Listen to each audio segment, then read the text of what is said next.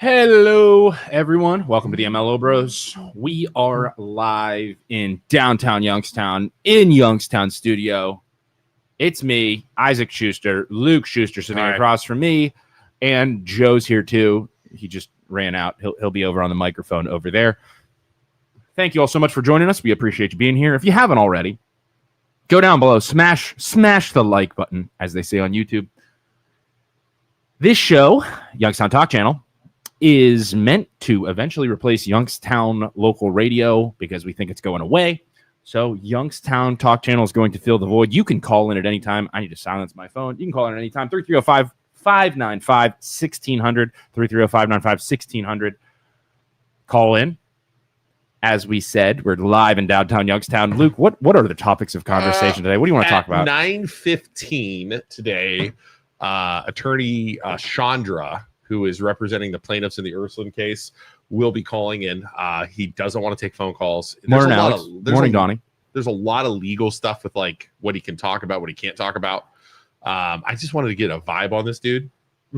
So I invited him and he said yes. We're going to talk about the Charlie Kirk stuff, obviously. And then we're also we're talking about that? We'll talk about that after. Interesting.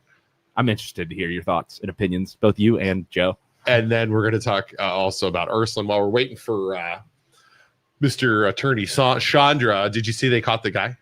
Or they caught a suspect? Of the guy who assassinated Charlie Kirk? Yeah, I thought that was interesting. But yeah, his dad, I guess his dad turned him in. Heard that on the way in. Did he really? His dad turned him in. That'll be interesting to see what happens. So we're going to talk about that too. Cynthia, good morning. Stephanie, look at you doing a vibe check. What's a vibe check? I don't know. Vibes are What's good. a vibe check? Are vibes good around here? I think our vibe's good. Joe, is our vibe good?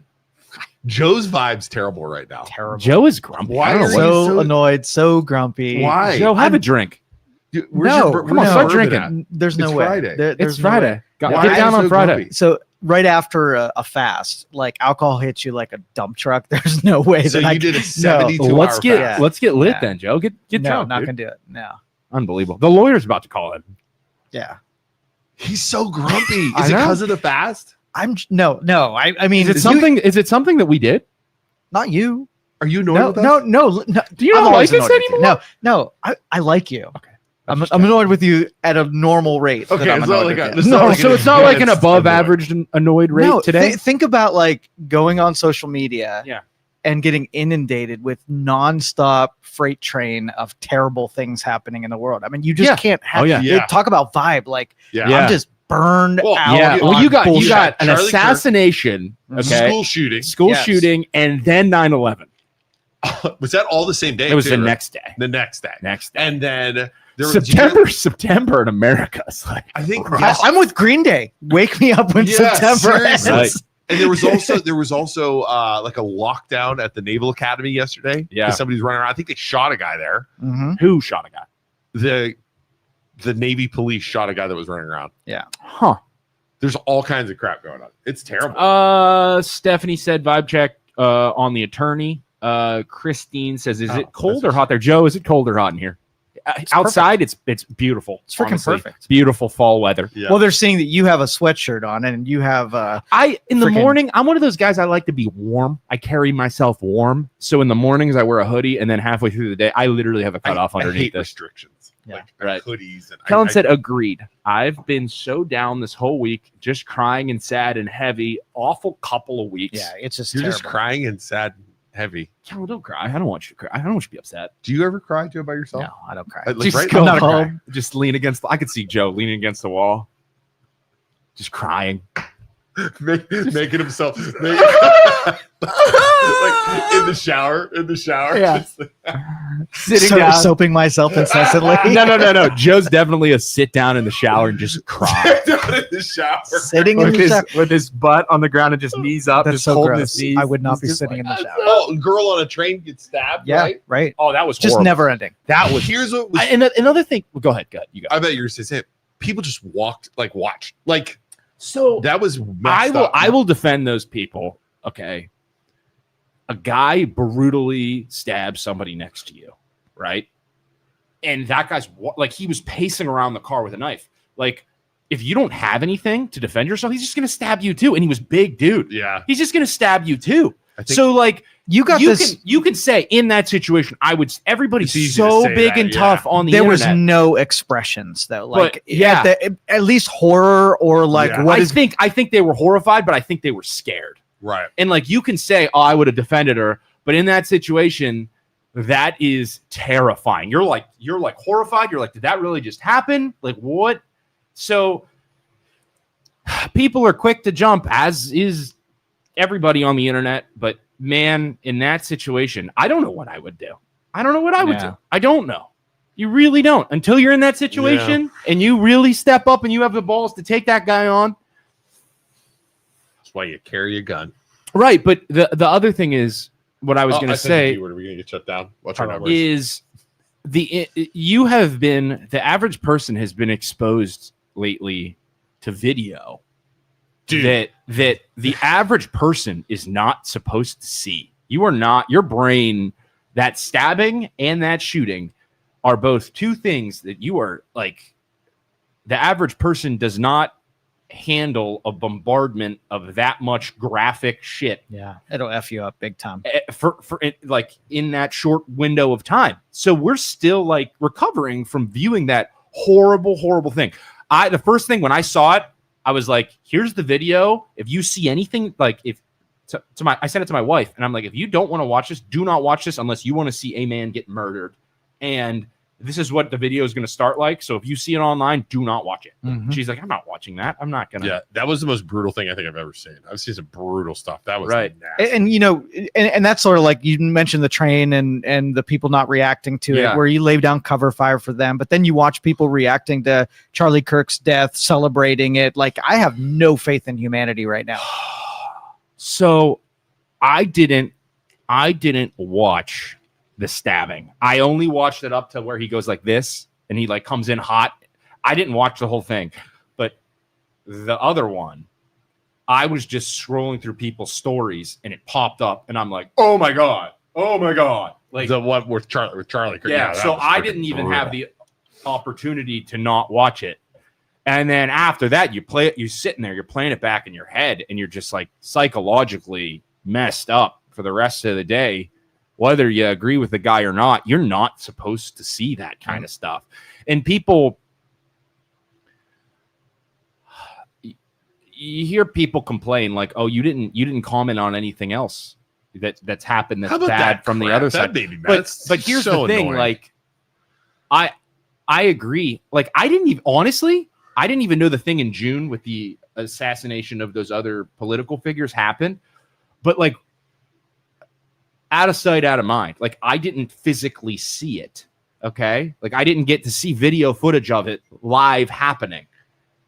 So like that raw footage, seeing that's why everyone is reacting the way they're reacting psychologically, because they got messed up from seeing all those people that were doing on our page, like, oh, you guys didn't talk about the school shit. They're just trying to freaking make us look bad. It's freaking ridiculous. Yeah. You know what I mean? Like, it's like, dude, we're working on it. Like, you know, I can't. Yeah, we're going to comment. We comment on everything, you know, we all comment the on time. everything. We have opinions. You guys didn't comment on that. Why some of the stuff that they were complaining about, we did in the past. Yeah. And it's just you didn't watch it, you know? They're just trying to like, we definitely talked about Pelosi and the hammer and that kind of stuff. And her husband. But okay, we have attorney Chandra on the line here. Can you hear us? Yeah, I can hear you great. Oh, we can hear you great too in here. That's a little different than the phone lines, Joe. Yeah, that's nice audio. Can we turn that up a little bit? Sorry, Joe. Sorry, buddy. Sorry, hold on 1 second. How's it going this morning, sir? It's going well, thank you. And good. Thanks for having me on and your focus on these cases. Well, thanks for coming. We appreciate it. I reached out to him yesterday. He's like, I'm in. Let's do it. I'm in. Yeah. All right. So how do we say your first name? Let me make sure you say it right. Subodh. It's rhymes. Subodh. It's like rhymes with abode, and the last name Chandra rhymes with tundra. So Chandra. Subodh. Okay, got it. All right. So I wanted to meet you a little bit first because, like I said, you've kind of the last 2 years, I guess a year and a half, you've been in the news in Youngstown a lot. He was the lawsuit for Ricky Morrison. Really? I didn't know that. Okay. Yes, you did. I didn't know that he was I don't pay enough attention. I really didn't know that. You didn't know that? No. Dude, like all the videos I made and everything, you never knew it was him. It was him. I didn't know that. I'm dead serious. What he's saying is he doesn't pay attention to your video. I mean, I'm trying here.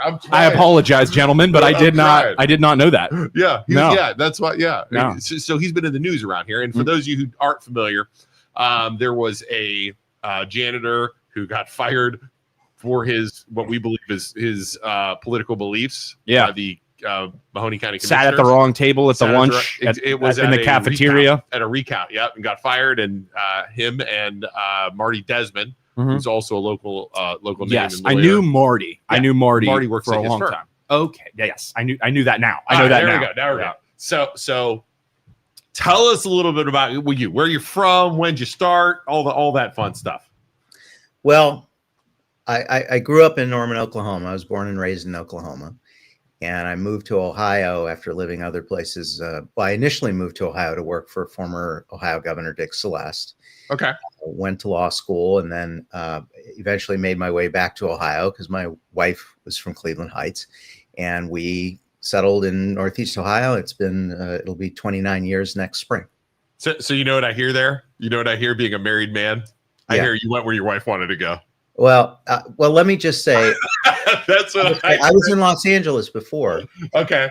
And actually, we did have we were in agreement, but we were weighing all the different things about whether she should move there, I should move here. And we just decided this is a much better place to raise a family, a much better place. I agree with that as a father of three. And I mean, we all grew up here 100%. So you went to law school. What did you, we were kind of going back and forth in emails. What did you start in law when you came out of law? Were you a prosecutor? What was it? Well, so I initially worked as counsel to the head of the American Bar Association. I'd always been interested in public service, which is how I wound up working for Governor Celeste. Okay. And I actually didn't think I'd really be practicing law. I thought I'd be doing politics or policy or something like that. Well, right. It turns out that student loan debt hits you hard, and like a hard reality in the face. Right. And I realized I really needed to pay down that significant debt I had accumulated through undergrad and law school. And so I wound up going to a large firm in Los Angeles, big business litigation firms. There I was defending the cities of Los Angeles and Beverly Hills in complex police litigation, entertainment litigation, represented hard copy against libel charges by Michael Jackson. I mean, it was an interesting place to work. But then came to a big firm in Cleveland and then finally got my break to go back to public service. And I served as a federal prosecutor in the U.S. Attorney's Office for the Northern District of Ohio. Wow. And got recruited to serve as the law director of the city of Cleveland under then Mayor Jane Campbell. And after that, started my own firm. And we've been doing mostly plaintiff civil rights work ever since, do some white collar criminal defense work, but mostly plaintiff civil rights work for the last now 21 years. And when you say plaintiff civil rights work, we're talking about what exactly? I mean, yeah. So it runs the range from, say, First Amendment litigation, like the Ricky Morrison case, where what was being alleged was that he was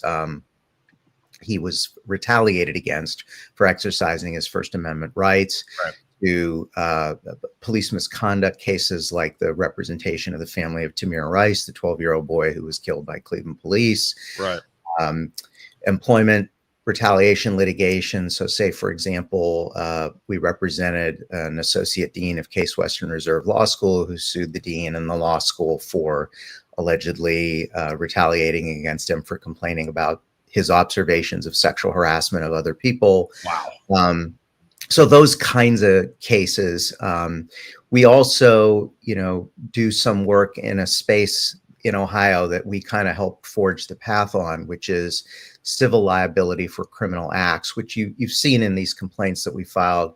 That those complaints are replete with that. Ohio has an unusual statute that allows you to bring a civil claim for any criminal act that's been committed against you.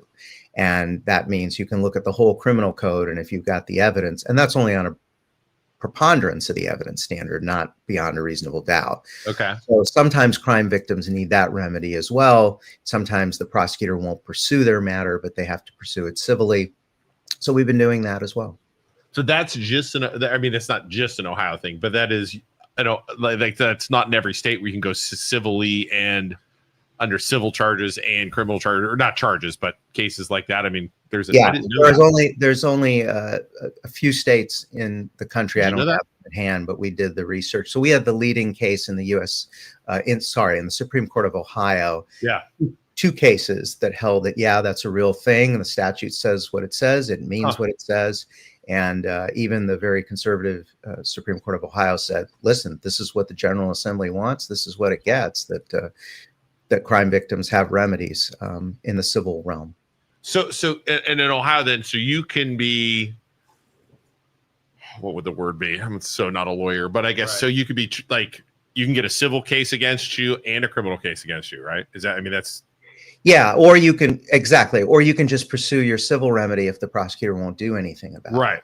Huh. Now, no, look, we're careful. I think we as lawyers have an ethical responsibility to not just willy-nilly throw out the word criminal, even in a civil case. So, when we take a case on, we've investigated it, we determine, look, is there a legitimate basis for saying that what occurred here was criminal in nature? Does it meet the statute? Does it meet the case law?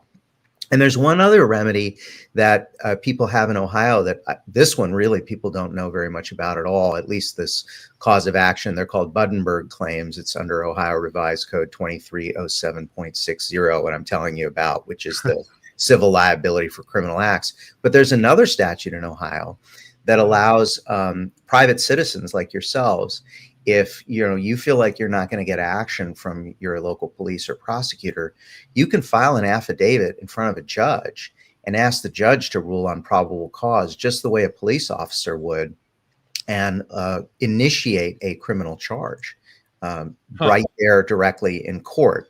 Now, if the court says, yeah, I think there's probable cause, I'm going to issue an arrest warrant or a summons, it then goes to the prosecutor, and the prosecutor has discretion to say, I'm not going to pursue it. But at least you can try to hold people accountable through that mechanism. So, like, if the police aren't doing something, the judge actually could do something to get it in front of the prosecutor. Then, correct? Yes, or you can file that formal document in front of the prosecutor. But usually, at that point, they may not do anything. Right. Wow. Now, you quoted case law, your law stuff yesterday in the email when I was like, you're only allowed to talk about certain things with the Ursuline cases, right? Right. We have ethical constraints as lawyers in terms of what we can and can't talk about in pending litigation. And I actually teach national seminars on that subject. And so I just wanted to kind of, it can't be the typical MLO brothers free for all, man. Like, Isaac, I think he's talking to you. As much as I would love to get into that flow, it's got right. All right. Well, that's fair. So I've got to be a little more. I'll be him, sir. I promise. Well, we don't want to, like, he says something wrong and like kill his whole case because then we get blamed for it, like everything else we get blamed for. Right. So I mean, what can you talk about? Again, I like question wise, I've read the 200 pages of the case. Yeah. What are the most important things that you want the people to know that you're allowed to talk about? Yeah, that's good. Yeah. Well, so let me just start off by saying this. I know that many of your listeners are familiar with the allegations of the complaint, and I can go over those briefly, but please, and give you some of the highlights. But before I do that, and I may reiterate this a few times, especially at the end, one of the things that's been remarkable since September 2nd, when we filed the first lawsuit, which is the big 200-page comprehensive hazing lawsuit against Ursuline and the diocese and individual coaches and administrators. The remarkable thing has been that other victims have come forward and witnesses have come forward.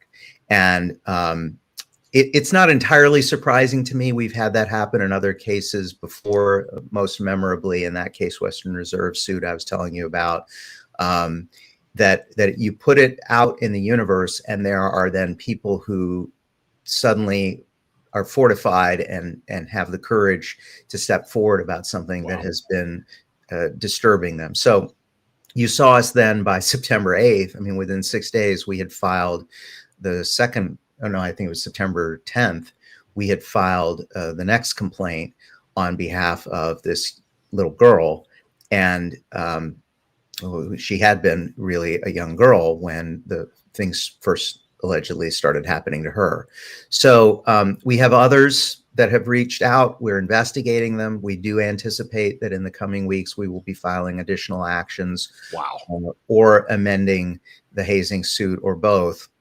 And that's something I think that is very important. And going back to the ethical issue I was telling you about, I'm expressly permitted to call out to new potential victims or witnesses and urge their help and cooperation. We need their assistance.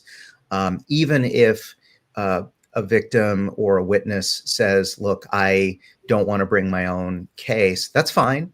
But what we would really like is the help, and the victims really need the help that in the existing cases need the help on gaining additional information so that we have a bigger picture of what the patterns of conduct or misconduct were at the school. So that has really been an important thing. And I would encourage anyone listening who has information that might be relevant to these suits and who may be a victim to please contact us at chandralaw.com, CHANDRALAW.com. There's a secure contact form there. Get in touch, give us a few details. It may take us a while to get back to you. Please be patient because we have been hearing from a lot of people, but we would really, the victims would really appreciate your help. And you know what? It has made them feel not alone because they were feeling very isolated and hurt and traumatized by what they allege happened to them, and knowing that other people are standing up for them has really meant a great deal in alleviating their suffering a little bit.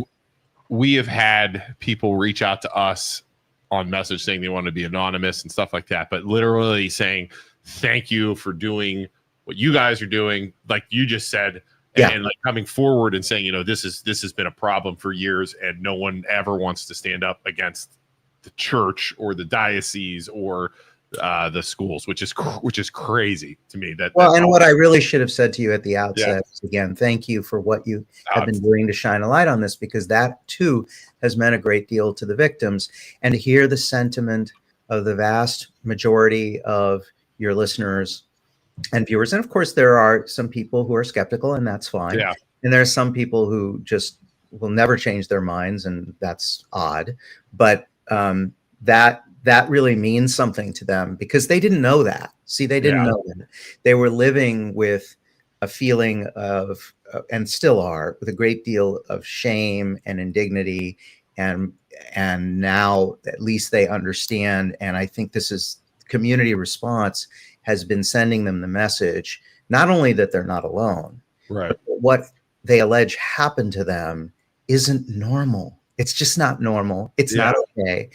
And a big part of what the suit is alleging is that these young folks, by what they experienced and say they experienced, that is, in the suits, they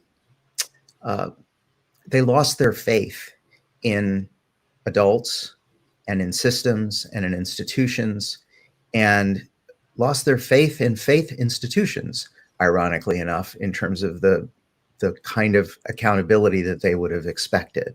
And that feeling of betrayal is expressly stated in the complaint as a big part of why they have been suffering. Yeah, makes sense. So what can you tell us? I mean, again, I know it's a 200-page, the first one's a 200. Sure. I mean, anything you want to highlight? I know you said you're limited on time. I mean, you want to highlight through the cases or? Well, so what the suits are fundamentally alleging, both suits are alleging, is that at Ursuline, the football program was more important than basic humanity and decency, institutionally, and that this went back years.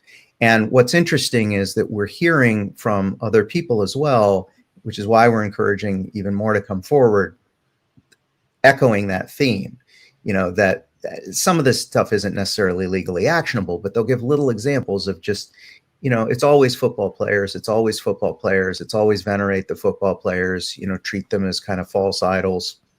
And that really is the underlying theme that you see throughout these.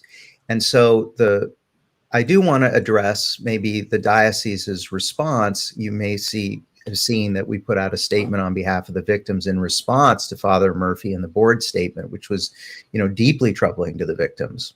And that really, that doubling down and digging into the foxhole with the administrators is very troubling to the victims, because if Father Murphy and the board have seen what we've seen, they claim they've seen all available evidence. Does that mean that they've accessed the non-disseminable child porn videos that we have in our possession? We've represented to the court that we have that are alleged to be in the possession of one of those administrators who recorded them off of a mother's phone, according to the complaint. I mean, there's a lot of questions here. If you've seen that, are you saying that's okay? We don't care. It doesn't matter. We're not going to hold the football team or the people who are involved anyway accountable. Right. What about the administrators? Okay, you say they reported it to the police. You claim you did a full investigation. Then if you did that back in June, why did it take until September to put 2 people on leave and to suspend one? I've been saying that since freaking they did it 100%. Pressure. Yeah, the pressure. Exactly. Well, because they knew they messed up. I saw one video. Wait. I got one other question occurred to me also, which is, why are 2 people placed on leave pending investigation? 2 of the assistant coaches, if you already completed your investigation. Right. Ooh, good question. Yeah. The problem with putting out a statement like that is that for lawyers like me, litigators, ex-prosecutors, I mean, we're trained. I mean, I've literally taken courses from the FBI and the CIA on, interrogation and interviewing people and eliciting the truth and catching lies. So when you see those kinds of statements, you're left wondering, what were people in a back room thinking when they crafted this statement? How did they think that this was going to help them? And look, again, I don't want to go beyond that. We put out the statement. Yeah. It's, again, expressly permitted by the ethics rules to respond to something somebody else has said publicly. But our clients are certainly left wondering when they're going to see the accountability that they so fervently desire and need. I saw one of the videos. You saw the one video, right? Yes. Okay. And again, there was no nudity, but there was, like we've talked about it, a kid getting held down, dry hump for all intents and purposes by 2 players. Right. Just that was disturbing to me. Right. You've seen the other videos, and I don't know what you can talk about, what you can't talk about, but I talked to another attorney who saw them, and he said they were vile, disgusting. That, I mean, can you confirm all of that for the viewers that they're bad? I mean, it's not like people are like some of the things we're reading on Facebook from some of the parents and the family members of the kids who are listed in the court docket as defendants. They're saying, "Oh, none of this ever happened." I mean, it's just denial. I mean, can you confirm these videos are terrible and everything else? Well, so look, we are, as lawyers, when we sign our name to a complaint, complaints sometimes have all kinds of hyperbole and maybe exaggerated statements. We tend not to do that. We're very,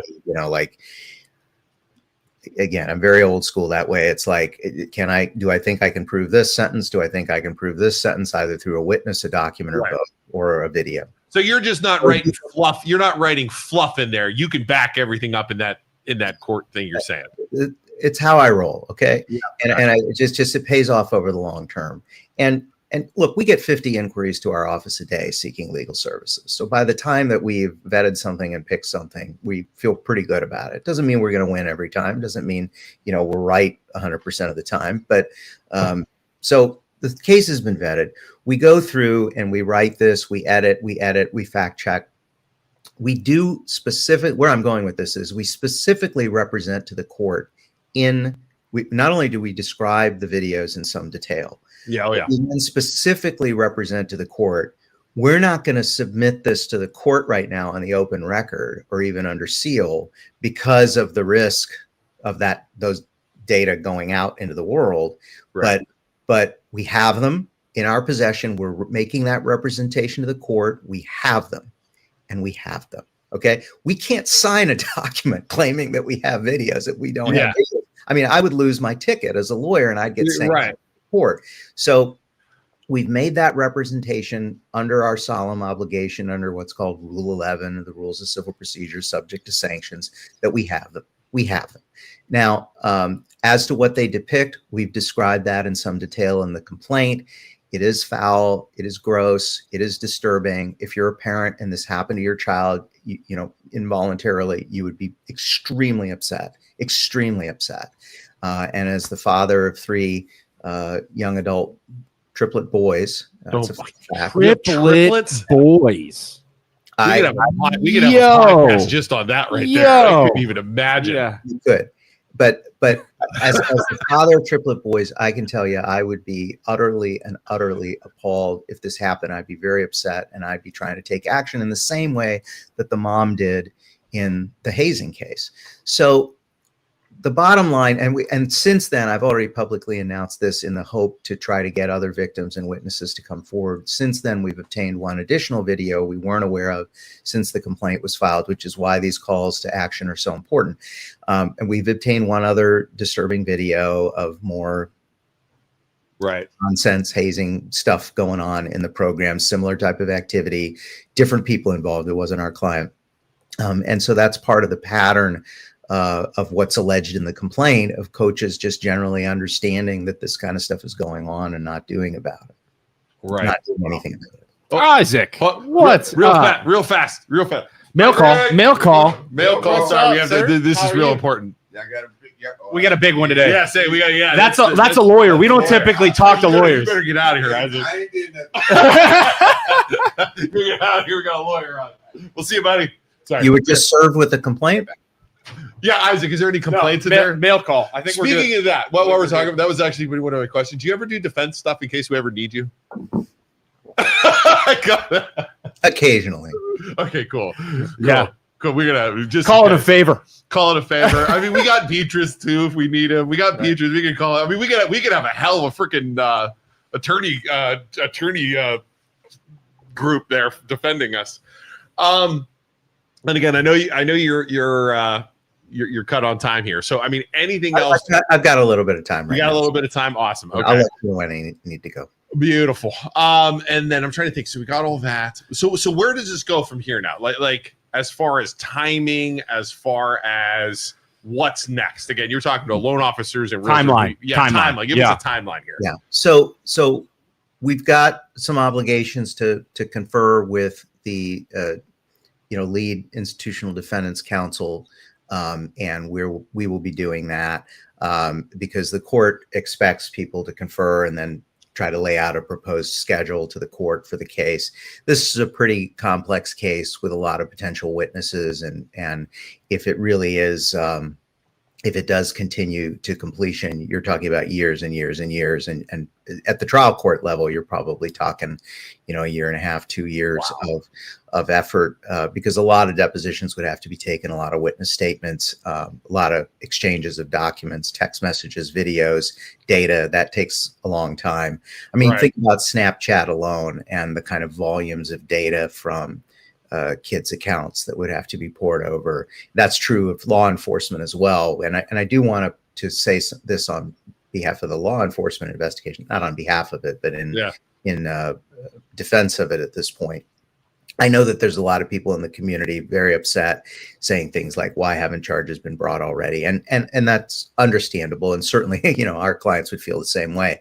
But the reality is that an investigation of this nature that has so many different potential witnesses and perpetrators at different levels, and so many different potential crimes that have to be investigated, federal, state, and local meaning multiple states. Yeah. In those circumstances, an investigation like this will take time.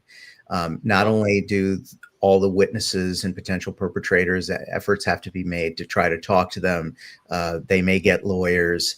It takes time to work out schedules. But in addition to that, you're talking about a lot of data, Snapchat data and other data that have to be gone through from these children's accounts. So we're talking, it's going to be a while, I think, if there's going to be action on that front. What I can say is that, just give you my impression as victims counsel, not only in the civil matter, but also in our cooperation, our clients' cooperation with law enforcement, is I am persuaded of their sincerity and commitment to trying to get to the bottom of this, and that they're trying to look at all of it and figure out who's responsible for what. It's, believe me, I would be the first person, and everybody knows my reputation. Like in the Tamir Rice case, I was very vocal that I understood that the prosecutor was trying to throw the case against the shooting officer under the bus from the outset because of the sort of the way it was conducted. That is not my sentiment here. Okay. I am persuaded from our discussions with law enforcement that they are doing what they are supposed to do and doing their diligence and working very hard. And I might at the end disagree with judgments that they make, but I can't at this point question at least the officers' commitment and the FBI's commitment to trying to get to the bottom of this. So lay off the Youngstown Police Department, jerk. I didn't say Youngstown Police Department. Have you? I did. I was saying they were taking too long. They did send us, when they sent us that document. The redacted document kind of pissed me off a little bit. That was the completely redacted document. That was a little smart ass. Yeah, that was totally. Well, but it's legitimate under Ohio law that when you have an active pending investigation, you know, you've got to be careful about revealing that stuff because it gives too many breadcrumbs to potential. So the thing is with lawyers, I hate it too. I do public records litigation. I hate it. I have a question. I have a question. I have a question. I have a lawyer question that we've run into before. Have you ever gotten a request as a lawyer and you're like, I am going to use every bit of like legal suave to respond in the most lawyer way to give this person absolutely nothing while using the utmost lawyer jargon I possibly can. Do you guys ever do that? Like weaponize it in a way? So that's usually the defense lawyer tactic. Okay. It's so annoying. Yeah. It is so annoying. We've done public, we've done public like freedom of information requests. Yeah. And we'll get this, and then we'll get the lawyer jargon back on why we're not allowed to use it. It's like come on, dude. Can you talk to me like a human? Can you just talk to me like a human and tell me you don't want to give it to me because you just don't want to? I don't know if it makes you feel any better or worse, Isaac, but you know, those are form letters you're getting. Oh really? Really? Is it like they add in the words? They've just got their can. They've done this a million times. They're just copying and pasting for prior things. It's not personal. It's just business. Now he's not making me feel special anymore. I'll tell you what. Though. It has influenced me to use ChatGPT 100%. to respond to emails in work using that, like to just be a smart ass. Yeah, that's fair. To higher ups as well as at the bank and in real estate. Do you ever use ChatGPT for anything? ChatGPT? Me? Yeah. Oh yeah, absolutely. It's an interesting tool. See, I'm not learning either. Gemini is also interesting. We've been. I mean, look, you have to be so careful about it, and I'm very worried about what's going to happen to our world because people just assume everything it's saying is right and true. Yeah. Right. I do 100%. I have fed it. Like, I'll give you an example. Okay, I have fed it. Say like a 200-page complaint or a complaint, and I'll say, okay, draft me a first draft of a media release. Okay. Yep. And I'll give it my website and my blog and my style, and I'll give it all kinds of grammatical instructions and all my nitpicks. I mean, the more detailed you are with ChatGPT and these other AI with your you got to be detailed in the instructions, not just say you figure it out. But once you do that, give me a first draft, right? And it gives me something that's kind of beautiful. It looks like a good first draft. It does what I like to do, use bullet points and number of items and, make it visually appealing and easy to read. But then I give it to the law clerk and I say, okay, now fact check the living hell out of this as compared to the original draft. And the law clerk, in one instance, it's a former journalist who's, very good and cares about facts. Yep. And then that person comes back all frustrated going, this thing hallucinated quotes, hallucinated facts, hallucinated statistics out of the document. Say the statistic was 1,100 and that randomly said 700.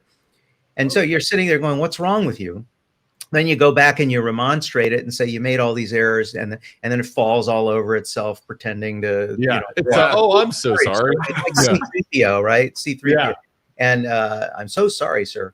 But then it does it again and does it again. So you cannot rely on it other than as a starting point. I agree. And people have. I mean, the problem with AI is that it is making people lose their critical thinking skills and their ability to do anything themselves, when if anything, it should be heightening our critical thinking skills to say, all right, take a first crack at something, help me out here. But then now I have to really turn my brain on and check every sentence, every phrase, you know.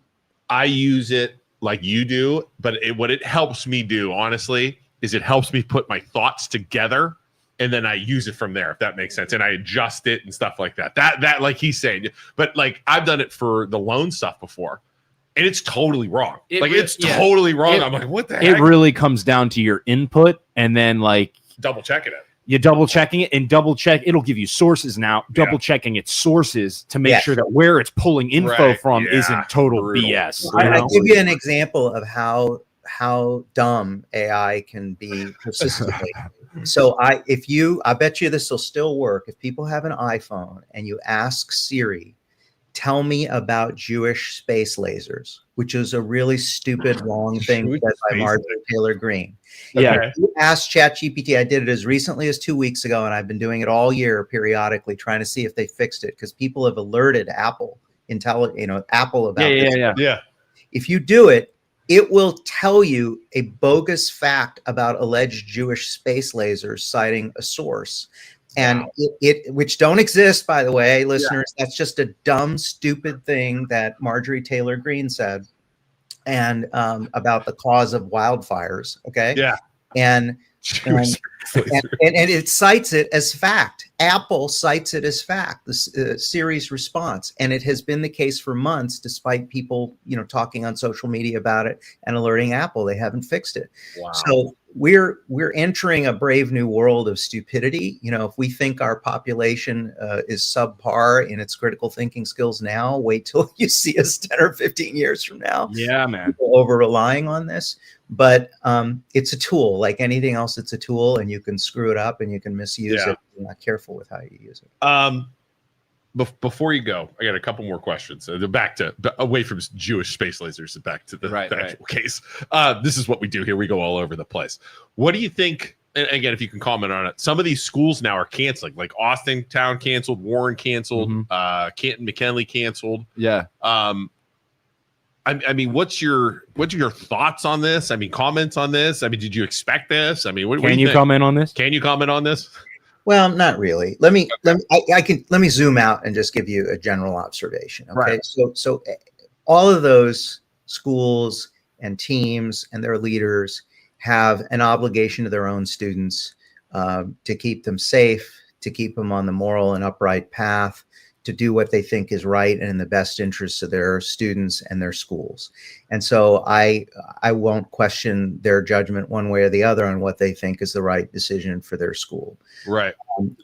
It was certainly not an objective of the litigation, and you'll see it's not a remedy that's requested in the complaint, that somehow the football program at Ursuline end or die or anything like that. What our clients are seeking is accountability from top to bottom as to those who were responsible. The problem is that the complaint is alleging that a huge number, in excess of 20 students, were involved, football players were involved in the hazing one way or the other, either as active participants or people holding someone down, or observers who did nothing, or people who were recording and then disseminating what amounts to child porn. Those are the allegations of the complaint. So in those circumstances, what our clients want to see, need to see, to feel at least some partial satisfaction here, is accountability, including among the players and the administrators and the coaches. If that doesn't seem to be happening from what they can tell, there's a lot of talk about it, but it doesn't seem to be happening for some of the reasons we've discussed. And under those circumstances, schools are going to make the decisions that are right for them. And in my client's humble view, the administrators and the diocese and the people in charge are bringing this upon themselves by failing to do. And these kids, even the innocent kids that didn't do anything, are all suffering as a result of failures at the top. And so that's really all I can say about that, because those are the themes of the complaint. But I'm a fan of consequence culture. Yeah. And that's really what we're talking about is occurring here. And it's sad and it's unfortunate, but the responsibility for that lies at the administrative level, at the diocese, and at the school. Perfect. Well, I think that's a good one to end on. I appreciate it. Can we have you back on again if we get something good? Something comes up. Something comes up. Other court case, because you have all. I follow you on Facebook. You do get not just in the Youngstown area. I mean, all over court cases and stuff like that. I'd love to cover some of the stuff that you have, because like this stuff really interests us because of the stuff that he like his practice goes after is stuff that we go along with too, with the government overreach, failure to the citizens, that kind of stuff. So we'd love to have you on again. We'd be happy to do it. And again, I would like one last time to say to witnesses and victims out there, we would love to hear from you at chandralaw.com through our contact form, because you won't be alone and you will really help these victims. So thank you. Thank you for your interest in this. Thanks a lot. And we'll talk to you soon. Okay. Thanks, sir. All right. We'll see you. All right. Bye. See, it's nice to talk to people like that, because you get to meet them for real versus thinking it's just some lawyer doing lawyer things, right? Being stupid podcasters, I will say, or just stupid people talking on the internet. Yeah. I will say it's hard. Like you could tell his like legal knowledge. Oh, it's trying to keep up. Like I'm over here like, gotta get these wheels turning. Well, like, where were you at, Weedy? He said some words we didn't understand. Yeah, and I wasn't. What am I supposed to do? I'm like, bro, he said a word and you're not even there. ChatGPT, what does this mean? I'm just like, what, consequence culture? I'm like, what is that? I keep looking at my freaking What Joe. is Where's our smart guy Joe left the room? I'm like, shit. Consequence culture. He said a word and I can't even remember what he said. Right. Like it was a word I was like, I don't even know what that means. I have no idea. Yeah. Like I couldn't even figure out the context. It's interesting. Different people from different industries have different jargon. Like we know mortgage like knowledge. Start talking about freaking loan stuff. Yeah, nobody would understand it. You want me to start going over that kind of stuff? Right, true. Huh? I gotta. Yeah, I mean it's crazy. Well, thank you, Julie Tid. Thanks.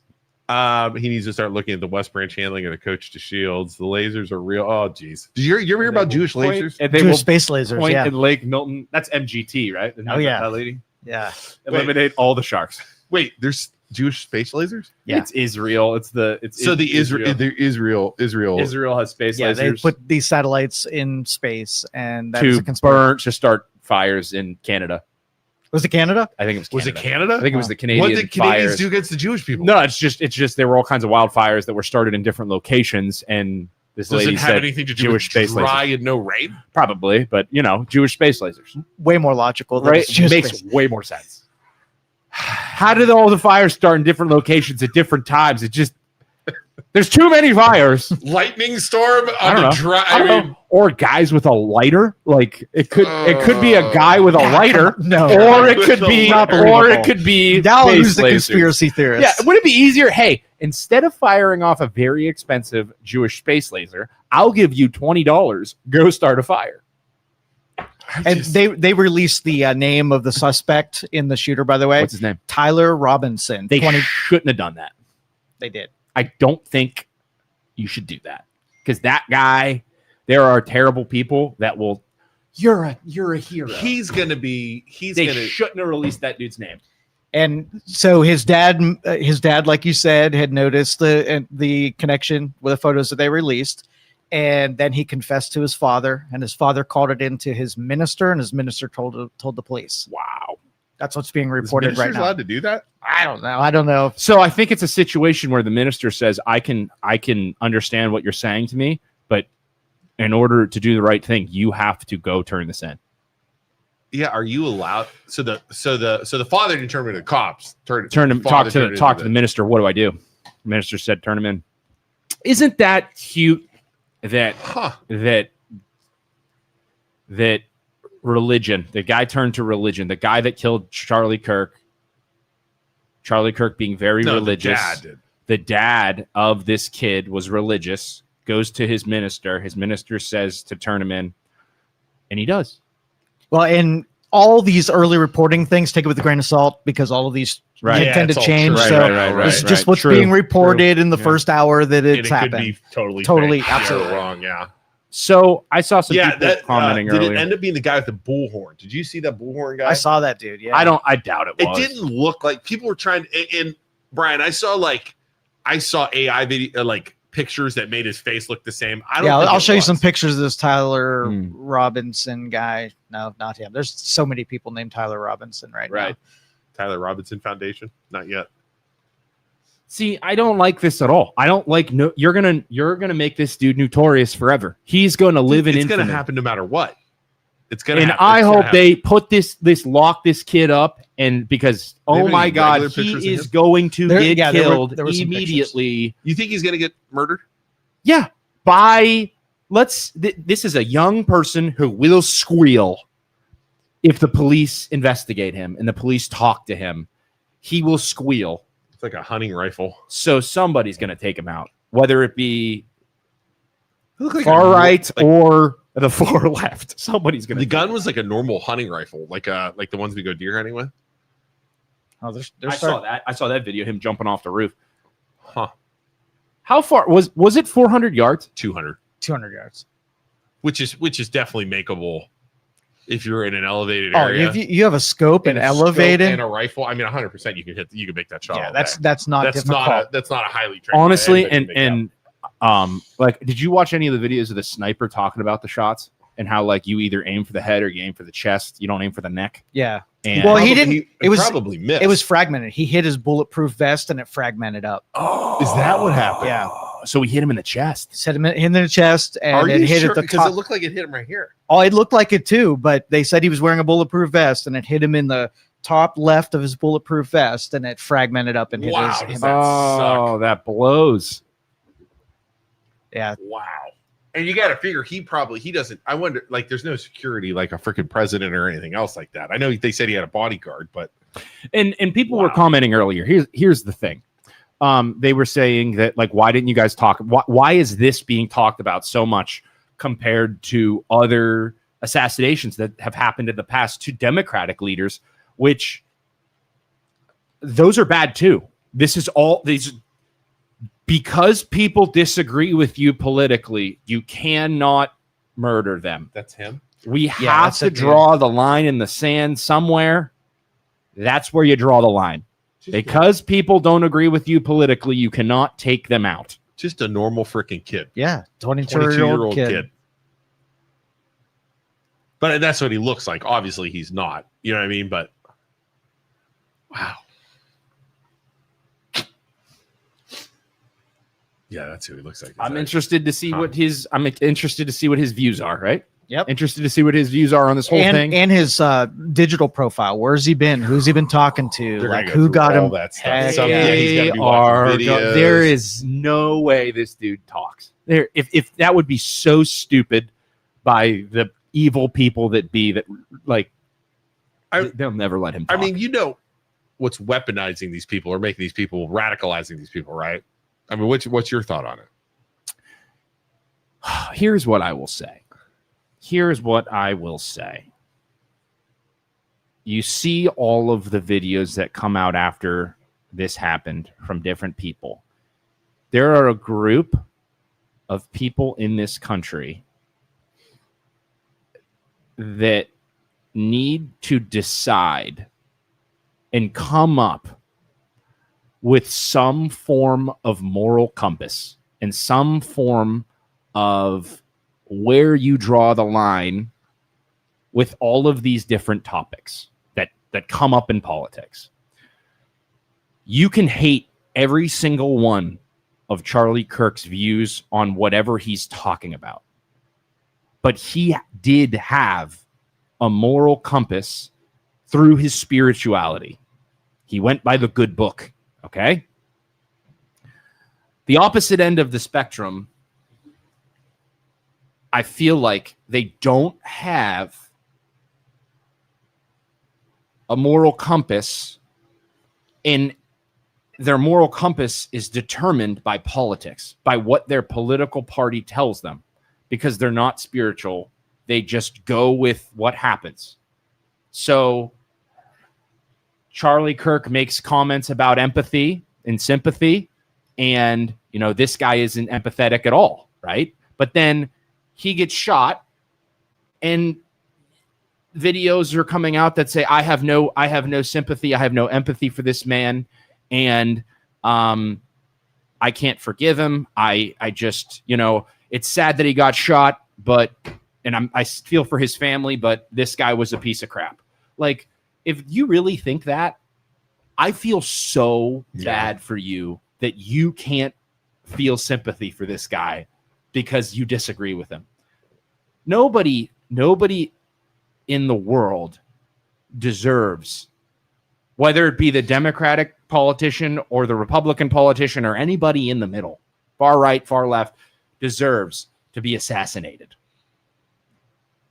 This is being talked about because he was publicly assassinated in front of thousands of people, in front of his wife and his kids, and it's raw because we can all see the footage live as it's happening. That's why it's being talked about more than the other stuff in the past. So all I ask, and I've talked to my liberal friends about this, like, where do you draw the line? Where is your line in the sand drawn on right and wrong? Because I beg you, just don't let political parties determine what's right and what's wrong. And in your own mind, in your own self, and in your own heart, you have to figure out what's right and wrong. And I don't think people have a lot of that right now. Well, these people on there saying, even attacking us, saying, "Oh, you guys haven't talked about school stuff," or that's a lie. We did a couple years ago when the kid in Lowville took his own life. Right. In the cafeteria. More local topics, but again, and it's like, and we've talked about our opinions of gun violence. 100%. Yeah. But again, these people, they're just trying to deflect and defer, right, and take away from this event and just make the others. Again, it all goes back to politics. The people who are saying that are trying to almost like make it look like not that big of a deal. If that makes sense. And it's so sad that the internet is the gotcha politics of the 100%. Internet. It's you guys didn't talk about this until this topic comes up and you talk about it. You didn't talk about the other thing. You guys are totally illegitimate. And you're pieces of shit. They're trying to take. Yeah. So it's like, no, that's not the case. And this dude was a human being.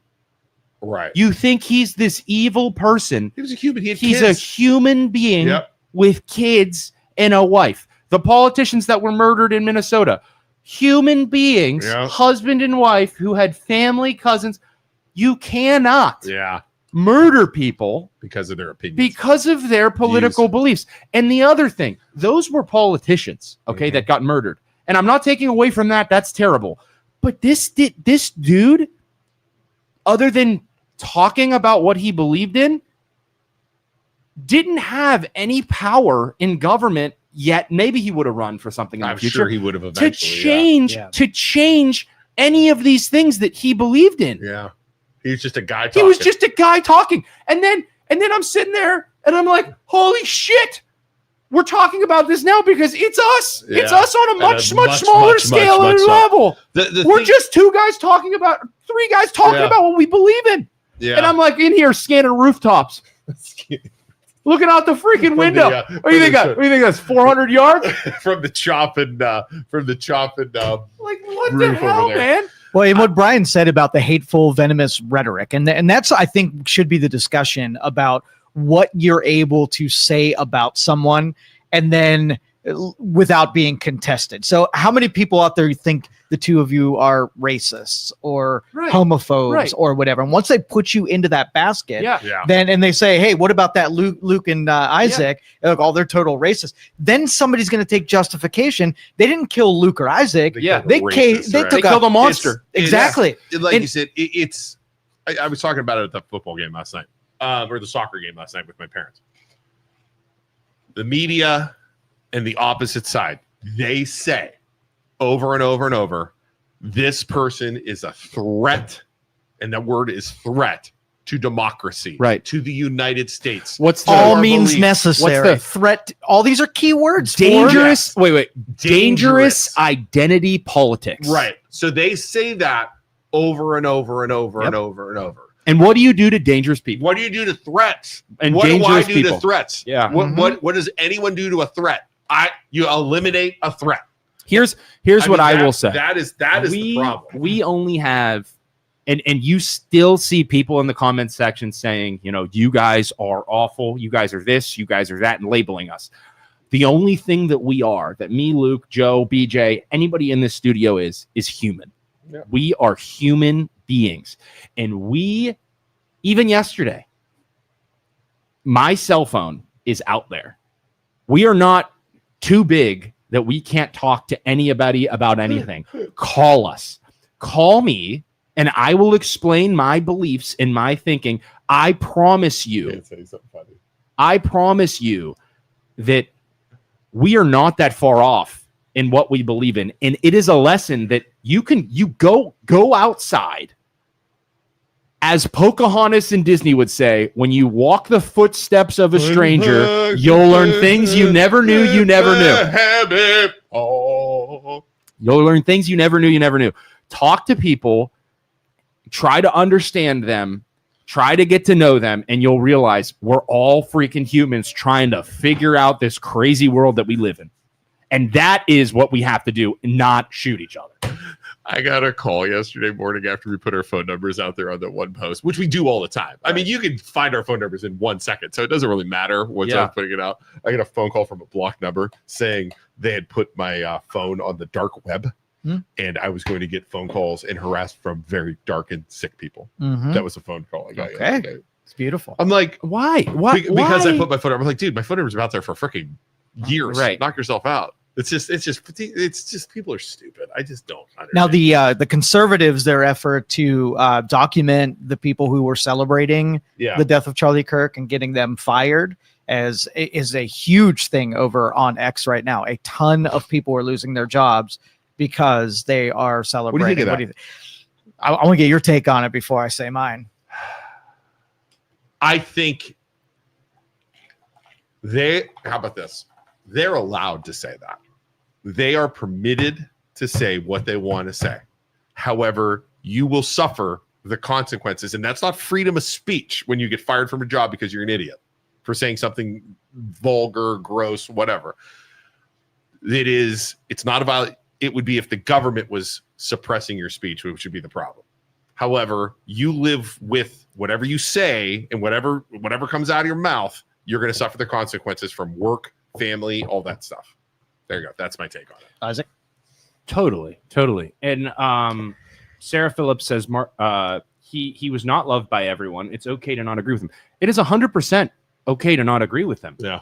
But when you and then the people who are frustrating are they see those people who post those videos of like dancing on his grave, jumping up and down. It's so exciting. I'm so happy. This guy was so dangerous and I didn't agree with anything that he said.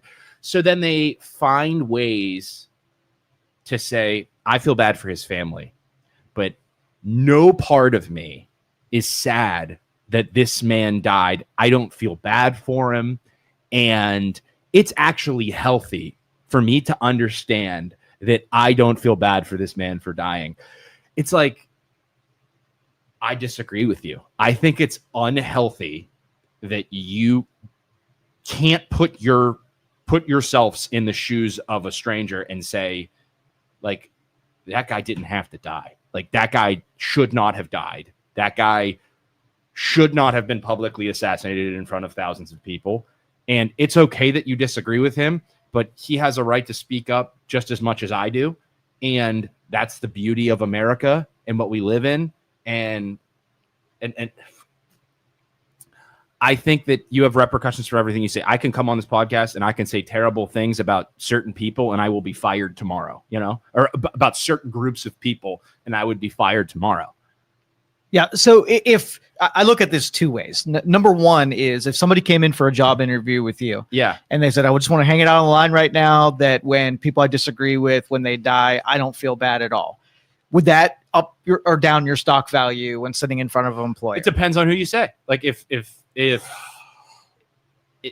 you said something racist, right? If you said like, if all of the people from this community died, I'd be happy. That's horrible.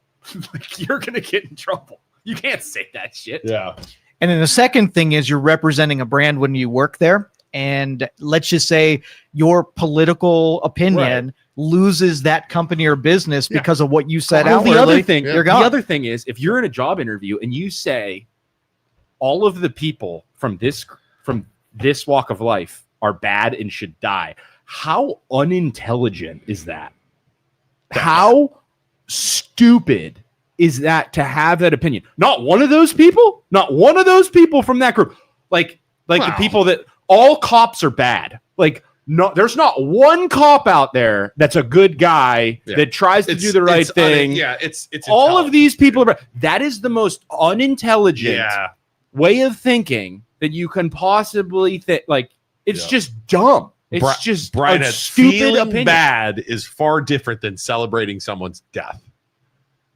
Like, a teacher got fired. I was reading one here. A teacher got fired. Yeah. He said on America Twitter, is better because he's dead. No, I saw that one. What That he teacher said, got fired. one Nazi down, and he got immediately fired. This is a teacher for high school putting that on his Twitter account. Which isn't, he's not like, I don't understand.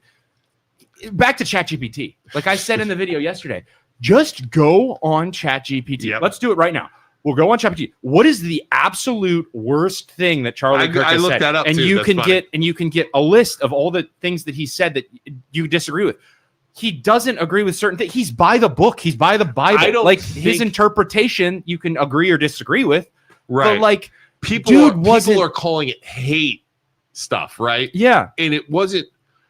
He was never calling for any type of violence against any of these people. Right. He was saying he didn't disagree with the way people lived. Yeah. He didn't disagree with the way things were going. Yeah. He never said we should murder all these people. Yeah. There are so his interpretation on some of the topics was very biblical and Old Testament, was like, hey, a woman should be in. Right. Okay. But are there other religions that have that exact same opinion that certain people in our country are totally okay with? Yes. Well, Stephen King made a claim yesterday that said that Charlie Kirk deserved it because he believes in stoning gay people. Right. And everyone's like, he never said that. And he said, well, he didn't say, but the jump was, do you believe in the Bible? Yeah. Well, the Bible says stoning gay people, Right. so you must believe in stoning. That's a jump of logic. Right. Crazy. Yeah. So like, did he actually say that? No, you could chat. That's the thing I found. Like, he did not say that. But the interpretation of the Bible is this way. Right. And the thing is, like, Wow. I say stupid things all the time that I don't mean. And then I go home after I say stupid things on this podcast sometimes, and I'm like, man, you know what? I worded that wrong. I don't actually believe that. I'm going to take a step back and next time that comes up, I'm going to change my way of thinking, because you know what? That was wrong. That insulted whoever. Okay. You don't think that he ever did that with any of the words he said ever? Probably a lot, being as big as he is. So that's why you can't go assassinating people. Brian, we're having a good conversation here. Brian just said, like, I stand by the glass roof at the mall. It's going to be huge. And I'll die for that. I will never back out. For those of you not knowing what we're talking about, because there's almost 200 people here we watching go. right now, Here we go. Isaac's number one, you've missed this, it was a couple months ago. Isaac called the CEO of the company who owns the mall that paid their taxes in Boardman, Ohio. And Isaac, while on the phone with the CEO, suggested to take the roof off and add it all glass. To the CEO live on the air. Julie says, I disagreed with Charlie Kirk politically. His assassination deeply depressed me and saddened me. But the reaction on the far right makes me afraid of my beliefs. What's the reaction on the far right? What have you seen that was the reaction on the far right? Because the far right, the way you beat this is you cannot. What was the reaction of the Charlie far right? Kirk, if he was a biblical man, he would not want any type of violence, any type of response, violent response to this guy. Because if you do that, and you take Jesus's way out and you say, we're not going to do anything, we are going to move forward and we are going to prove that we are better than them. That is a bigger slap in the face to them, proving that they're wrong, or whatever this guy did, proving them wrong, than violently responding. And because it'll just create a cycle. Let me stand up for Julie. Julie is one of the most reasonable liberals that participate in the show. Right. And what I think she means here is that this is being targeted. The right's response is that this is not a lone shooter.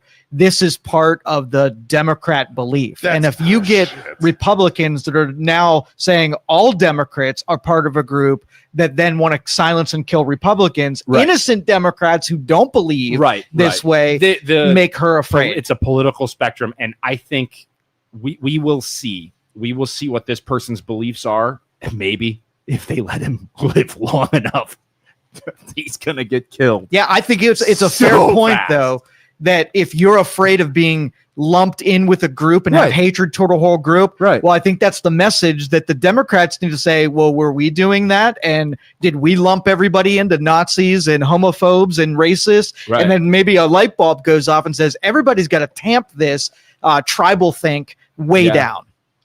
And in the New Testament, I don't think there is any talk of homosexuality at all in the New Testament.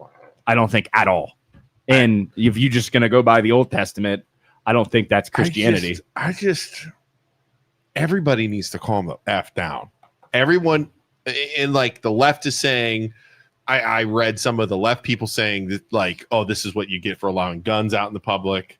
Then you have the right saying, you know, like it's just it won't happen though. They can't do their base needs them to say those things, and they're gonna say it. It's crazy that you're gonna come out and do but that. We don't. So taking a step back, we do not know what this guy's beliefs or thoughts were, and we don't know if he's leftward leaning, if he's rightward leaning, if he's wherever. Okay, we don't know.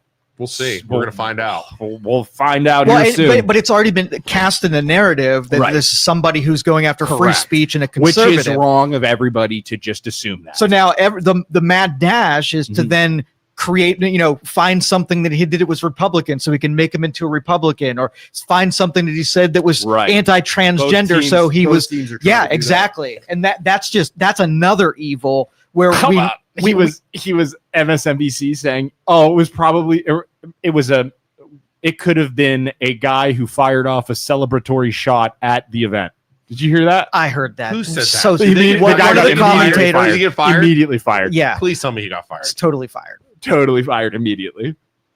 Wow. Yeah, he got fired. I have seen many MAGAs telling Trump to take immediate action, or they will take action against liberals themselves. Yep. I heard that a bunch. I heard that a bunch. I didn't see, my algorithm didn't give me any of that. Yep. Didn't give me any of it. Yep. That's interesting. That's so interesting. And the more the rhetoric plays into that, the more really angry Republicans right now are going to hold all liberals and Democrats responsible for what happened. Right. So that's a dangerous. You can't. There is no action to take. If there is an action to take, it's just we have to prove, or not we. I'm not a part of any group. They have to take the approach of moving on. As a country, we have to move on. We have to realize that we have to draw the line in the sand, that you cannot murder people who disagree with you. You cannot assassinate people that disagree with you. And the right, if they think it's coming from the left, and we'll find out if it's coming from the left, they need to not do anything. Do not respond and prove the Bible is the way. The New Testament of Jesus saying, no, I forgive you, and we're moving on, and we're going to be better. That's the biggest slap in the face. Here's the problem. Here's the problem with this. You are always going to have people who are mentally, it's also a mental health issue too. Right. You are going to always have people who are mentally, and it only takes one, unhealthy. Yeah. And it only takes one. Right. Right. You know what I mean? We're going back. You could look at JFK. You could look, you know what I'm saying? Like this MLK. You hate JFK. to say like, oh my God, this is normal, but it's not normal, but it's happened over and over and over and over since the beginning of time. People get killed for their beliefs and their opinions. I mean, you know what I mean? And martyrdom's a real thing too. Oh, 100%. Yeah. JFK, Martin Luther King. I mean, you go like And then Julius Caesar. I mean, you could go back as far. You know what I'm saying? Like this is what Lincoln. Yeah, they got exactly. they I got mean, taken out, and their beliefs moved on into the future Right. forever. martyred. They were You get immortalized. martyred. Yeah. You get It's a Mhm. martyr. Yeah. I mean, Jesus. I mean, you could say a Yeah. million different people Yeah. got killed for their beliefs and their opinions and speaking out. I mean, that's And the just the way Romans, it is. the Romans killed him. And what did he do? He literally his religion RFK. consumed all of Rome. Yeah. I mean, it's crazy. It's just, but again, it's just, I mean, and they've tried before. Didn't Reagan almost got assassinated? Mhm. He got shot. He got shot in the freaking face. I mean, it's just, this is crazy. Yeah. So that's where we're at. I do want to end this a little bit on a lighter note because we've been so depressing lately. Please do. I need Joe. hope. I need hope and optimism. Joe, and this is set up by Scott. Okay. Could you please look up the YSU pisser? The YSU pisser. The YSU pisser. PISSER. There is something happening in Youngstown, Ohio. It's not popping up. There it is. Twitter. This Twitter will. needs Oh, hell yeah. This needs to be solved. So now someone is just filming random pissing activities on campus, and he's peeing in the middle of YSU field. That is a drunk college student, and I'm not saying I agree with him, Wait, look, but I do respect him. He has is that Twitter or TikTok? What is that? I don't know. Is that TikTok or Twitter? maybe. Let me see here. He has 3,000 followers. I remember- He's called the YSU pisser. Let me see if it's on TikTok. How many followers does he have? 3,000. Good for him. He is randomly pissing Blow him up. on YSU. Let's on blow YSU. up the YSU pisser, and then when he becomes infamous, we can have him in here. Yeah. You have Trouble a for call, by peeing- the way. I do. Can you get in trouble for peeing on the field? I think you can't because it's turf.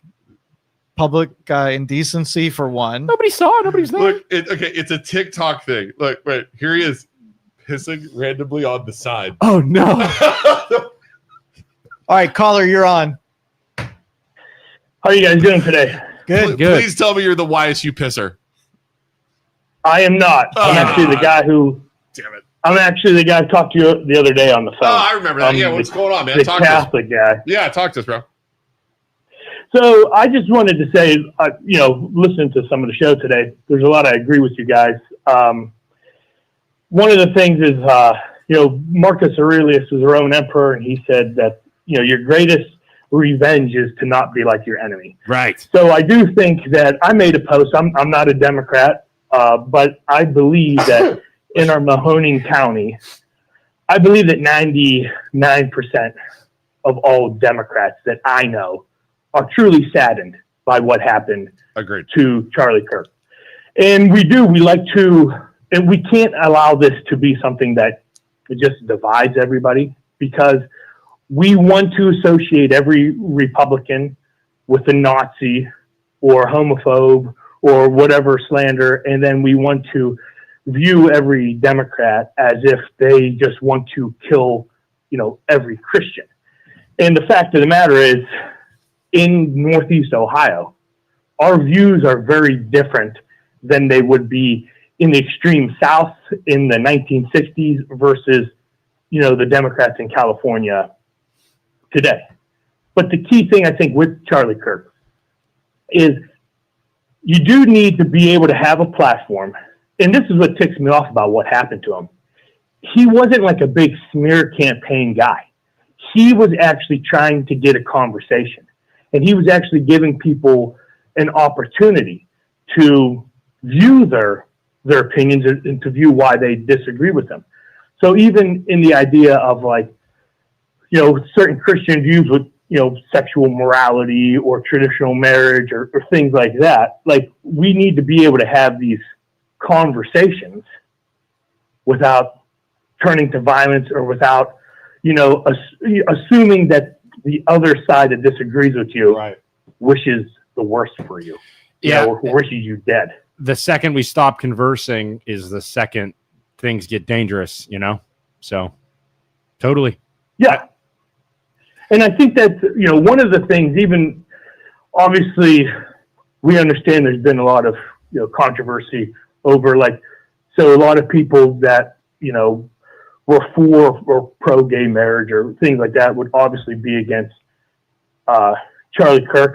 But I think that even as a Christian, I'm somebody, I hold to the traditional values of traditional marriage as I find in the Bible, and as I find described even in the New Testament. But at that same time, that doesn't mean, I think all Christians who go through this approach, we have to understand, I might differ with somebody's lifestyle. I might call something sin that they don't. Mm-hmm. But it has to be clear, though, that when we say this, like somebody like me says it, this is not me ever saying you need to be sinless like I am, because that's the farthest thing from the truth. Right. The Christian needs mercy, just like the person who doesn't have a relationship with God Right. needs mercy. Right. But it's okay to say, a fat person can tell another fat person, like, you need to quit eating chocolate.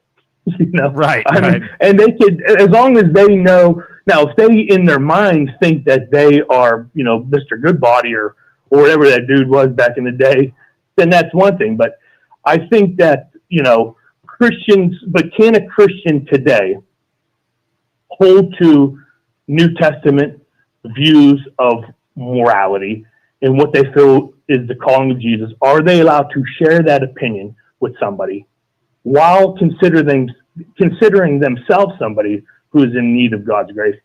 Can that conversation happen in a way where it doesn't have to turn to violence?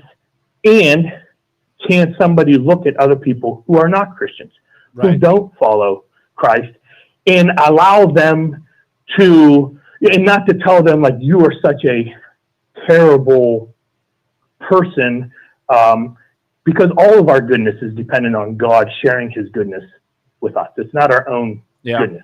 You know what I mean? No, totally. We appreciate your caller. Thank you so much. Thanks, man. And we'll keep going here. Yeah, man. I don't know. That's just the whole thing. The pisser didn't bring me out of the funk. You got It something really else? didn't. I'm gonna be a Oh no. fucking Well, I'll mood. say about the Youngstown pisser. I admire you, sir. Back in the day, I actually a lot of campuses across the United States, we actually had a little something. I think this was 2013. We had a little something called banana eaters. So what Banana these different heaters? banana eaters. So what these different kids on these different campuses, they'd create like YSU banana eaters, and then you would Take a picture. Video of somebody eating a banana and post it and be like, the caption would always be something like, looks like somebody's sitting in science class Eating a banana. taking in some potassium. So history repeats Can we itself. bring in a bunch of bananas and let's just eat them live on the air? And then the best part was I love like bananas. people were sending these dudes different pictures, like there was a dude driving just eating the banana, so you take a picture, send it to him, and then they'd post it and be like, this came in from Market Street, so and so driving this Tesla is sucking on a banana while driving down the road. So what I advise you do, Oh god. Youngstown pisser, YSU pisser, is you tell the public to become pissers with you. Yes, join the The revolution. pissing revolution and send in pictures. I'm gonna go outside, pee in this parking lot right now. Send him a video. Dude, go pee on Joe's Tesla. Yeah. Oh, look who it is! Oh my god! Get on in here, big dog. Get on in Hold on here. a second. This is We have a amazing. very special guest. Here, he'll sit here. I'll sit there. Dude, He'll sit here. this Julius, is come sit here. Come on. crazy. Dude, you got time? You got time? What's up, man? I got a client's car. Okay, you got a client's car. Anything you want to say? About what? Tell I us don't to piss off. Huh? Tell us to to get piss bent. off. Tell us to piss off. What do you want to tell us? Mind you guys. So, Introduce who this is. First Ward Councilman of Youngstown, Ohio, Julius Oliver, Who we've been critical of, who we have been critical of. but he still comes and still sees us, which I appreciate that. I look at it like this. I look at it like this. I don't. You guys or anybody else has any reason to be critical of me. Okay. I think anybody that is critical of me doesn't necessarily know exactly what my job is. Right. Okay. You know what I mean? So my job is a legislator. My job is to legislate. My job is to vote every 2 weeks on what's best for the taxpayers' money in their best interest. That's what I got elected to do. So you think people think you should be doing more than what your job? Yeah, I don't think people know the job descriptions of each elected official or who to hold accountable for anything. Really? I think they get things misconstrued on the news because you only get a sound bite of what's actually happening. Correct. 100%. I had a guy call me yesterday, really upset, elderly guy. He's like, how am I going to pay for parking downtown if I don't have a smartphone? I got a flip phone still. And I'm like, old school, sir. Like nobody made any decisions yet.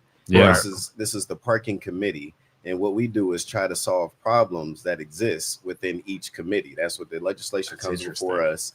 You know what I mean? So they hear one thing immediately explode, but it's not the whole story. Exactly. And I think that's the downfall of a lot of different, especially in today's culture where somebody's opinion can spread like wildfire. You know what I mean? And people that can't think for themselves will just grab onto those opinions. You know what I mean? And internalize it as their own. But as far as I go, I think I'm doing a phenomenal job in this position, which is why I've been elected 2 or 3 times. Right. All right. And what people need to understand is you're only human. Like you said, sound bites come up. You're only human trying to do the best that you can with what you're given and what the decisions you have to make. Do you stream your meetings? You guys do, right?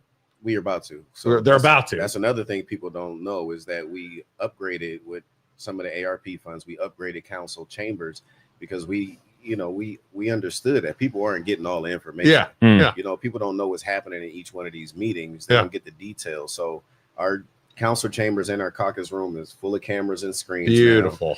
So pretty soon you'll be able to watch us live. And you'll be able to go back and watch us on YouTube. So I appreciate that because I think every local government should be doing that. And that was a push from basically Councilwoman Davis. Yeah. And all of us got on board with it. You know what I mean? Even the mayor supported it. You know, sometimes administration and city council don't get along when it comes to making certain decisions. But he supported it as well because he felt like people needed to know things. What are you doing now? You want to give a? Where are you going? Where are you going right now? Are you going to? You said clean a client's car, or what? Picking up an attorney's car in the building. Nice. On my way, take it back to the shop. That's what I do every day, all day. Give a shout out. Shout out to the company. Go ahead. Give them where can they find you? Give the elevator speech. My company is Kingley Hand Wash and Wax. We do vehicle appearance maintenance. So basically, we take care of your car from the time you buy it to the time you get rid of it, and it looks brand new the whole time. He has personally driven out to my house and picked up my car and cleaned it, then brought it downtown, cleaned it, and then brought it back. So you offer this service, which is different than the average detailing company. You go pick up the car, drive it, do it, bring it back. Good job. And we also have 2 mobile units. So I drive like that F-150. That's smart. That's a mobile unit. So I go to the client. That's a good idea. I do a fundraiser for junior civic leagues at the Lake Club every year, where our washes are the grand prize or the door prize for you coming in. You ever watch the movie Get Hard with Will Ferrell? No. That's what he does. That's what Kevin Hart and Will Ferrell in a movie. Will Ferrell's the lawyer. Kevin Hart's the car dealership guy. And then just because he's black, Will Ferrell's like, "You're black. You can help me, teach me how to act in prison." and Kevin Hart's like, "No, dude." I'm like, but he's like, "How much money you got?" And that's the whole movie. It's fantastic. I've heard of it before. It's hilarious. All Kevin Hart's movies are like that. Real quick question: what's going on with the chill plant? You got time for that? We just got it back into our possession. Long story made short. A lot of people like to blame me for Chill Can, and it's like Chill Can project started in 2016. Okay, I got elected in 2016. Right. You know what I mean? So it's like, how in the world was it my project when I just got there? Yeah, right. And it was already happening. The land had already been acquired. So actually, the attorney I'm picking up, it was on the project. You know what I mean? And what I did when I came in to say, no, you're not about to pay these people $1,000, $2,000 for their houses. You know what I mean? You're going to give them the money they deserve in this eminent domain that was going on. So that was literally the first thing I got introduced to coming into city council. Welcome to council. So was I a champion of it? Absolutely. I wanted those jobs. Of course. Who wouldn't? Yeah. It was up to $450 good paying jobs supposed to be going there. I went out to LA, seen the factory. Yeah. And when I seen it in LA, I was like, this might not be real. Yeah. Because it was like one can going around this assembly line. That's it. And then I swear to God, go get the can and put it back on the thing, and it would go around. It was scientific looking people. The whole place was just full of Youngstown stuff, just Youngstown everywhere. Looked like too good to be true. It was like, man, after I came back, it was like, man, that might have all been like that movie where he went to China and like all the grocery stores stuff was fake. Oh, the interview. Yeah, he was in North Korea. Yeah. It was all fake. But for the amount of people, prominent people in this area, you know, from the president of YSU to these billionaire families around here, all supported that project, and it was like, oh, this it's got to be a real thing. Yeah, and it turns out, dude was a fraud. It's fraud. What would you, in a perfect world, you know, what would you want Chilcan, the plant, to turn into now? Like, what could we do with it? What would you want to do with it? The perfect scenario for me would be making it another industrial park in the city. Mm. So make it somewhere where TJX can come in, Amazon can come in, and already just set up shop and be able to supply those good jobs to the citizens of not only the east side, but the entire city. That's in a perfect world. That's what I would want. Love it. Secondary, what I could see it be is a grocery store, farmer, co-op. That's okay. Interesting. You know what I mean? It could be like the Mecca where you got not only youth, but you got, you know, local farmers over there. Hell yeah. That's a great idea. Raising chickens. I got it. See, I got poltergeist in this one. Right. Yeah, but that's what I would like to see over there as well. Third thing I would like to see is maybe some type of sports complex, BMX bike riding. Right. I mean, something that's different where everybody can go to. I actually just had a meeting with Youngstown skate park. So, we've had him on. Yeah, that dude's cool. He's a cool dude. That's a good dude. So yeah. I'm gonna support that with some of the remaining of my ARP funds. Sweet. Yeah. But before, what location did you like? Did he talk? He talked to us about like 3 locations. I think the ideal location for that is really in Wing Park. I mean, I think it would be sweet to put a skate park down there. I mean, you know, we're supposed to put basketball courts in there for the second phase, dog parks, things like that. Yeah. I think it would make a great addition. I don't know what the stigma is attached to the skate parks. Yeah. All I've ever seen is people having fun. Yeah, I don't think there's any. There used to be. I don't think there are anymore. It's what you get is you get the pothead punk skateboarders. Yeah, is what it's more the stereotypical skateboarder. Everybody's a pothead now. Yeah, it's illegal now. It's so true. I didn't know Nipsey Hussle was a skater. I just seen a video on that the other day. Yeah. Hitting raps and doing tricks. Yeah. It's a cross culture. So I think it's a good thing. Super mainstream. Because we're running out of time. Before we go, I do want to say one thing. Why I respect this man. Yeah. We were going at him on Facebook. He never backed down. He never stopped. And I was like, my man is cut from the same. Yeah, respect. Because he just kept going. And I'm like, I mean, it is what it is, man. Y'all got opinions. I loved it. Yeah. I respect. He kept going. So, all right. Well, the job. And I don't know. Can we get you to come in sometime?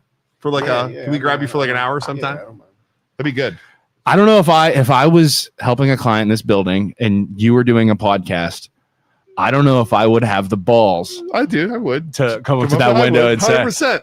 I don't know if I'd have the balls to do that. I respect that. 100%. You gotta understand. I'm not a politician. Yeah, 100%. Yeah. Oliver from the South Side of Youngstown. Right. 100%. Ex-street dude. Grew up, joined the army. Yeah. I'm a soldier. Yeah. You know what I mean? Yeah. Home from the army. I respect it. Opened up a business. Yeah. And I've been doing that since 2008. Yeah.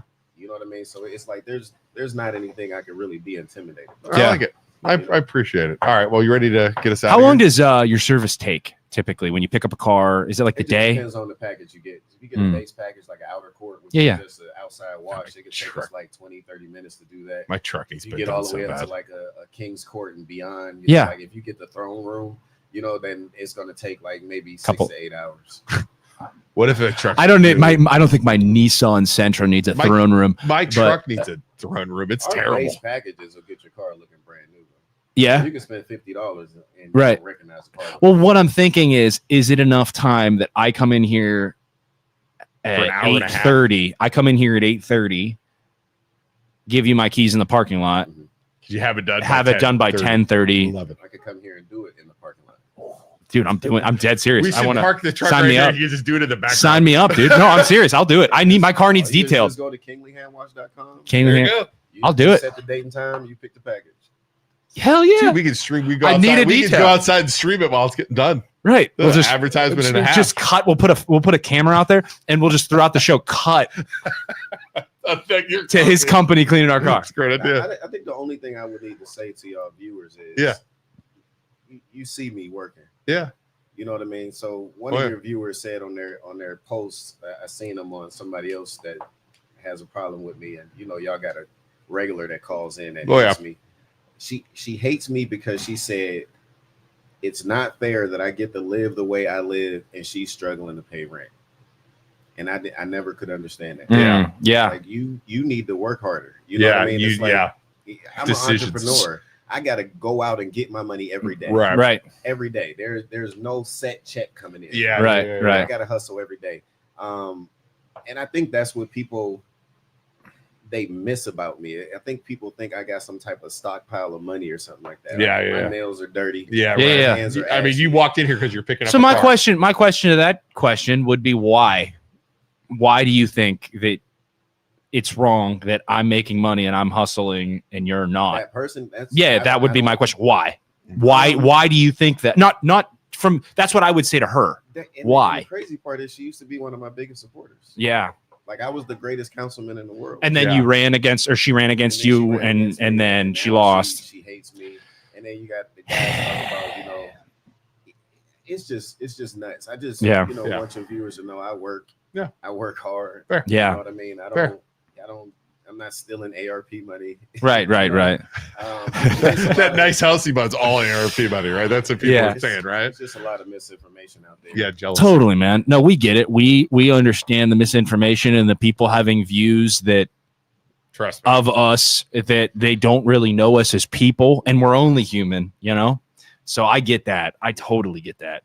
But hey, let's close this down, Luke. Yeah, you want to close it down? Yeah. MLO Bros stands for Mortgage Loan Originators. We are loan officers. We are real estate agents. If you need to buy a house, if you need to sell a house, if you want to start a podcast, we are live downtown right now in Youngstown studio. Julius's podcast. You go right here. Right now, live in the first ward. Live in the first ward. I'm gonna start saying that. I'm gonna start live out of the first ward. Live in the first ward of Youngstown, Ohio. Yep. If you want to start your own podcast, Youngstown Studio is where to do it, in Youngstown, in the first ward. You can come down here. You can start your podcast talking about how stupid the MLO Bros are, or how critique Youngstown government if you want. And also shout out to your company one more time, Julius. King Lee. He'll wash your cars. He'll pick them up. He'll deliver them. It's where you get a ticker and goes across the screen. There you go. Right. I got. We talk about it. We'll talk about it after. Ticker out. Good talk. Ticker across the screen. But thank you all so much for being here. We really appreciate you taking the time out of the day, and we will see you on Tuesday. We'll go live next. So bye, everybody. Bye, everybody. Thank you for listening to this show on Youngstown Studio. This is original Youngstown content. Feel free to share our videos and tell your friends about us. Don't forget to subscribe to our YouTube channel and